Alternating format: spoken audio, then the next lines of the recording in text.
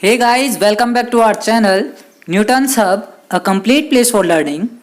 So guys, अभी तक हमने इलेक्ट्रिसिटी के 15 पार्ट को कंप्लीट कर लिया है, जिसमें कि हमने heating effect of electric current होता क्या है इसके बारे में स्टडी की थी। साथ ही हमने कुछ एप्लीकेशंस के बारे में भी बात की थी कि वहाँ पर हीटिंग इफेक्ट पर काम करने वाले कौन कौन से ऐसे एप्लीकेशंस हैं जिनको हम अपनी डेली लाइफ में यूज़ करते हैं। So guys, now in this video we will discuss about the Joule's law of heating और साथ ही हम बात करेंगे जूल्स लॉ ऑफ हीटिंग पर बेस्ड कुछ न्यूमेरिकल्स की कि किस तरीके से एग्जाम्स में इस पर बेस्ड न्यूमेरिकल्स पूछे जा सकते हैं। अगर आपको ये वीडियो पसंद आए तो इस वीडियो को लाइक कीजिएगा, शेयर भी कीजिएगा, क्योंकि हमारा मोटिव उन बच्चों तक पहुंचना है जो कोचिंग को अफोर्ड नहीं कर सकते। तो चलिए इसी के साथ आज की वीडियो स्टार्ट करते हैं।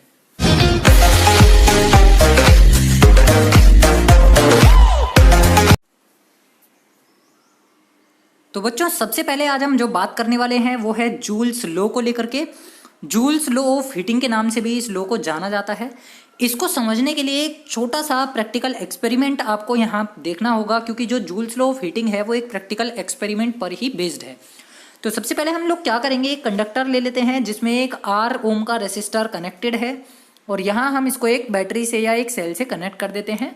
साथ ही ये चीज़ हमें ध्यान रखनी होगी कि इस पर कोई भी एक एक्सटर्नल इफेक्ट काम ना करे सिवाय इस बैटरी या सेल के। तो आप लोग ये चीज़ का बहुत ध्यान रखेंगे कि किसी भी एक ऐसे सर्किट में जिसमें कोई एक्सटर्नल सोर्स काम ना कर रहा हो, लाइक प्रेशर या टेम्परेचर या कोई भी एक ऐसा फैक्टर जो इस सर्किट पर इफेक्ट डाल सकता है, वो अगर काम नहीं कर रहा हो तो वहाँ पर जूल्स लॉ ऑफ हीटिंग को ईजिली प्रैक्टिकल वे में देखा जा सकता है। तो अभी किया क्या है कि एक कंडक्टर हमने ले लिया, दैट इज ए बी। इसका एक रेसिस्टेंस हम कंसीडर कर लेते हैं कि इसका रेसिस्टेंस है R। तो अब आप करिएगा क्या, जैसे ही आप इसे सेल से कनेक्ट करेंगे तो इसमें एक I एम्पियर का करंट फ्लो होना शुरू हो जाएगा। और जब किसी भी सर्किट में या किसी भी कंडक्टर में करंट फ्लो होता है और वो एक बैटरी से कनेक्टेड होता है, तो हम ये जानते हैं उसके एंड पॉइंट्स पर एक पोटेंशियल जनरेट हो जाता है या पोटेंशियल डेवलप हो जाता है। तो यहाँ पर मैं कंसीडर करता हूँ that is potential developed is capital V, जिसको हम पोटेंशियल डिफरेंस बोलेंगे, क्योंकि एक एंड पॉइंट पर पोटेंशियल ज़्यादा हो सकता है, दूसरे एंड पॉइंट पर पोटेंशियल कम हो सकता है। तो अभी तक हमने ये देखा कि एक कंडक्टर को हमने लिया जिसका रेसिस्टेंस है capital R, represented by capital A and capital B, connected to a cell. Positive और निगेटिव टर्मिनल से हमने इसको कनेक्ट किया, तो इसके अंदर क्या होगा, I करंट यानी amount of current is I which is flowing in the circuit. जैसे ही ये करंट फ्लो हो रहा है उस केस में वहां पर जो वोल्टेज है वो डेवलप हुआ V। तो करंट I के फ्लो होने की वजह से एक पोटेंशियल डेवलप हुआ कैपिटल V, और ये किसी एक पर्टिकुलर सर्टेन टाइम के लिए डेवलप हुआ होगा। जितने टाइम तक ये सर्किट बैटरी से या सेल से कनेक्टेड होगा उतने ही टाइम तक करंट फ्लो करेगा और उतने ही टाइम तक पोटेंशियल डिफरेंस जनरेट होगा। तो कुल मिलाकर के करंट के फ्लो होने से लेकर तक और पोटेंशियल डिफरेंस के जनरेट होने तक एक वर्क डन किया गया होगा। वो वर्क डन होगा V इंटू आई इंटू टी, क्योंकि I करंट फ्लो किया जा रहा है T टाइम के लिए, जिसकी वजह से V पोटेंशियल डेवलप हुआ और V पोटेंशियल जनरेट हुआ। तो ये हमारे पास आ गया है वर्क डन। इस वर्क डन की जो ये वैल्यू है, अगर मैं बात करूं कि जब हम किसी भी सर्किट के अंदर करंट I को फ्लो कराते हैं तो वहां पे एक certain amount of electricity he consume होता है, लेकिन कुछ अमाउंट, बहुत लेस अमाउंट जो होता है वो वेस्ट भी होता है। तो यहाँ पर वर्क डन करते टाइम इलेक्ट्रिसिटी का कुछ पार्ट क्या हो जाएगा, वेस्ट हो जाएगा in the form of heat energy.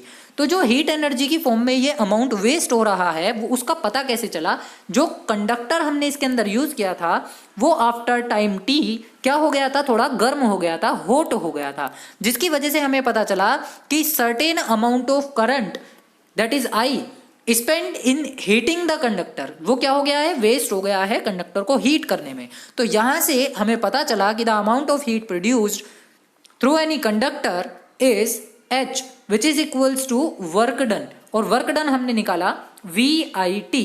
तो इस तरीके से हमें पता चलता है किसी भी इलेक्ट्रिकल कंडक्टर के थ्रू हीट जितनी प्रोड्यूस होती है उसके अमाउंट का। तो इसी रिलेशन से हम जूल्स लॉ ऑफ हीटिंग को कैलकुलेट करते हैं। जैसे जैसे हम इसमें V की वैल्यूज को अप्लाई करते चले जाएंगे तो हमें यहाँ से कुछ सर्टेन रिजल्ट्स भी मिलते चले जाएंगे। तो चलिए देखते हैं उन रिजल्ट्स के बारे में, उस रिलेशन के बारे में जिसको जूल्स लॉ ऑफ हीटिंग के नाम से जाना जाता है। तो इस रिलेशन को ही जूल्स लॉ ऑफ हीटिंग के नाम से जाना जाता है।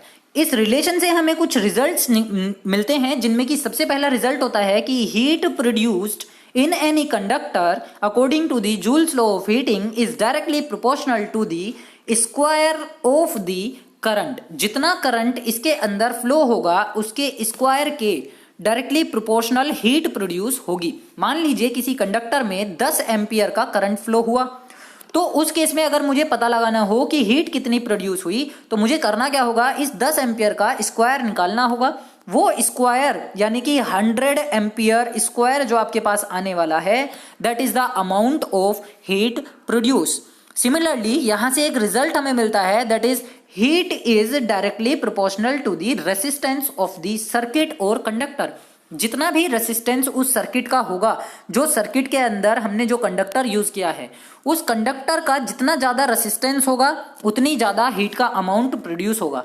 जितना रेसिस्टेंस कम होगा उतना ही कम अमाउंट ऑफ हीट प्रोड्यूस होगा। तो यहाँ से ये जो दो रिजल्ट हैं बहुत ज़्यादा इंपॉर्टेंट हैं न्यूमेरिकल्स के पॉइंट ऑफ व्यू से भी और बोर्ड के एग्जाम्स के पॉइंट ऑफ व्यू से भी। साथ ही यहाँ पर तीसरा रिजल्ट हमें मिल जाता है कि heat is directly proportional to the time in which current is flowing. जितने ज़्यादा टाइम के लिए करंट को आप फ्लो कराएंगे उतना ही ज़्यादा अमाउंट ऑफ हीट प्रोड्यूस होगा, क्योंकि वहाँ पर हीटिंग इफेक्ट भी उतना ही ज़्यादा चलेगा। और अगर हम स्मॉल टाइम के लिए करंट फ्लो कराते हैं तो हीटिंग इफेक्ट भी क्या होगा, कम होगा। तो ये जो तीन रिजल्ट्स यहाँ पर आए हैं, ये तीनों रिजल्ट्स बहुत इंपॉर्टेंट हैं। तो चलिए अभी देखते हैं कि इस फॉर्मूला पर बेस्ड न्यूमेरिकल किस तरीके से सॉल्व किया जा सकता है। तो क्वेश्चन में बोला गया है कि find the heat energy produced in a resistance of 10 ohm when 5 ampere current flows through it for 5 minutes। आपके पास रेसिस्टेंस की वैल्यू है that is 10 ohm, it is capital R. Ampere यानी कि करंट की वैल्यू हमारे पास है equals to 5 ampere, it is represented by capital I. और टाइम की वैल्यू हमें गिवन है 5 मिनट्स, तो टाइम हमारे पास हो गया मिनट्स में, जिसको हम सेकंड्स में कन्वर्ट कर लेंगे मल्टीप्लाई बाय 60। तो ये जो तीनों वैल्यूज हमारे पास हैं that is R equals to 10 ohm, I equals to 5 ampere, T equals to 5 into 60 seconds.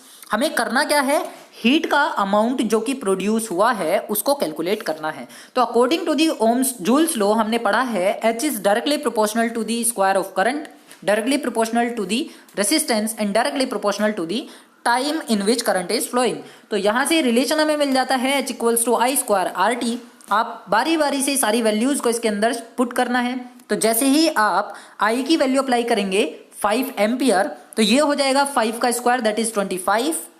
Are की वैल्यू हम अप्लाई करते हैं 10, तो ये हो जाएगा मल्टीप्लाई बाई 10।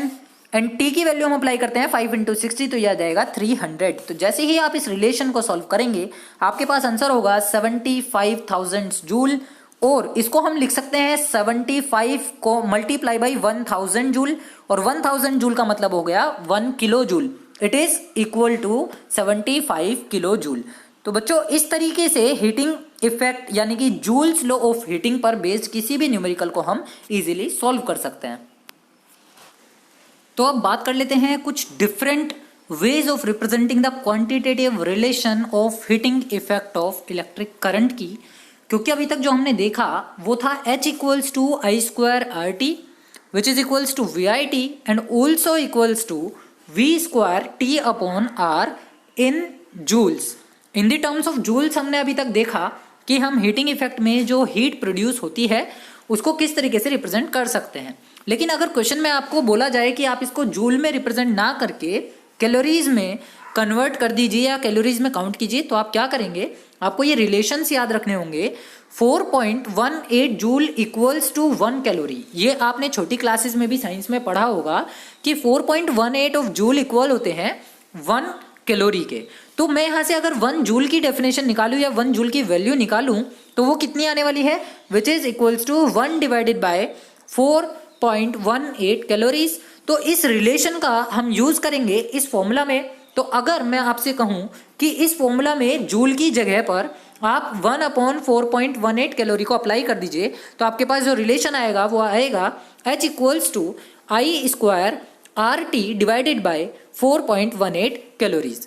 तो देखिए जिस क्वेश्चन में आपको आंसर जूल में निकालने की जगह कैलोरी में निकालने के लिए कहा जाए उस क्वेश्चन में आप सीधे ही इन फॉर्मूलाज के साथ इस वैल्यू को अप्लाई करेंगे। यानी कि अगर आपके पास वोल्टेज की, करंट की और टाइम की वैल्यू हो तो आपका फॉर्मूला होगा H = VIT अपॉन 4.18 कैलोरी। इस तरीके से आप क्या कर सकते हैं, उस न्यूमेरिकल में हीट प्रोड्यूस की वैल्यू कैलकुलेट कर सकते हैं। सिमिलरली अगर V और T और R तीनों की वैल्यू हमारे पास हो तो हम अप्लाई करेंगे V² T upon R into 4.18। यहाँ पर आपका क्या आ जाएगा, बीच में मल्टीप्लाई आ जाएगा और इस तरीके से हम कैलोरीज में हीट प्रोड्यूस की वैल्यू कैलकुलेट कर सकते हैं। तो चलिए इस पर बेस्ड एक क्वेश्चन को हम सॉल्व कर लेते हैं ताकि आपके जो डाउट्स हों वो भी सारे क्लियर हो जाएं। तो जैसा कि क्वेश्चन में बोला गया है कि find the heat produced when a current of 0.5 ampere is passed through a coil of resistance 200 ohm for 5 minutes. तो सबसे पहले जो वैल्यूज हमें गिवन है उनको नोट डाउन करेंगे। तो हमें जो डाटा गिवन है दैट इज करंट की value 0.5 ampere, resistance is 200 ohm and the time taken is 5 minute. तो मिनट को कन्वर्ट कर लेंगे सेकेंड्स में, तो we have to multiply by 60 in 5। तो 5 इंटू 60 सेकेंड्स हमारे पास हो जाते हैं 300 सेकेंड्स। तो ये जो 300 सेकेंड्स है ये हमारे पास टाइम टेकन आ गया है। अभी हमें करना क्या है, हीट की वैल्यू निकालनी है जो हीट प्रोड्यूस हुई है। तो according to the Joule's law अगर मैं वैल्यू अप्लाई करूं तो हमारे पास रिलेशन है H = I² RT upon 4.18 calorie. देखिए इस क्वेश्चन में यहाँ पर जो वैल्यू है वो डायरेक्टली अपने आप ही हम कैलोरी में कैलकुलेट करेंगे। अगर आप जूल में भी कैलकुलेट करते हैं तो भी आपका आंसर करेक्ट होगा, उसकी कोई गलती नहीं मानी जाएगी, क्योंकि हीट को जूल और कैलोरी दोनों में ही कैलकुलेट किया जा सकता है। तो आप चाहे जूल में निकालें चाहे कैलोरी में निकालें, लेकिन ये हम तब तक ही कर पाएंगे जब तक कि क्वेश्चन में गिवन ना हो। लेकिन अगर क्वेश्चन में आपको फिक्स गिवन दे दिया जाए कि आप कैलोरी में ही कैलकुलेट कीजिए तो आप इसी फॉर्मूले को अप्लाई करेंगे। अभी क्योंकि मेरे पास I की वैल्यू है, R की वैल्यू है और T की वैल्यू है, तो I² RT is the correct formula for finding the value of heat produce. तो जैसे ही हम इसे अप्लाई करेंगे तो आप देखिए I² कितना है, 0.5।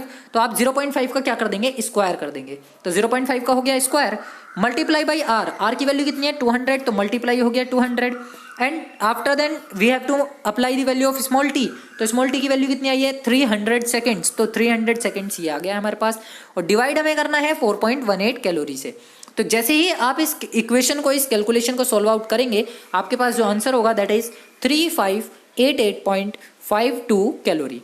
तो इस तरीके से हम इन फॉर्मूलाज को अप्लाई करके किसी भी क्वेश्चन को इजीली सॉल्व कर सकते हैं। तो नेक्स्ट वीडियो में हम बात करेंगे इलेक्ट्रिकल एनर्जी को लेकर के, और इलेक्ट्रिकल एनर्जी की कौन कौन सी यूनिट्स होती हैं उसके बारे में भी हम डिस्कशन करेंगे। तब तक के लिए आप लोग पढ़ते रहिए, बढ़ते रहिए। मिलते हैं नेक्स्ट वीडियो में।